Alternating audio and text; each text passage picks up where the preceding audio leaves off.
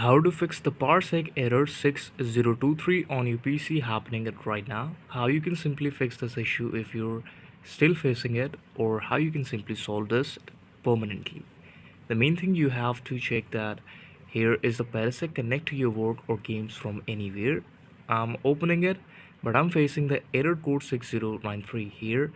How can I solve it? The main thing is simply clear all the tabs from your browser and then simply go to the right bottom of your PC to check that if you're connected with a strong Wi-Fi network connection or not. If not, please check on the Wi-Fi connection of your PC that you're connected with a strong strength network. If not, please connect or reconnect your Wi-Fi. Now I have reconnected.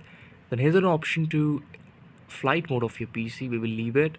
Now simply restart our computer here.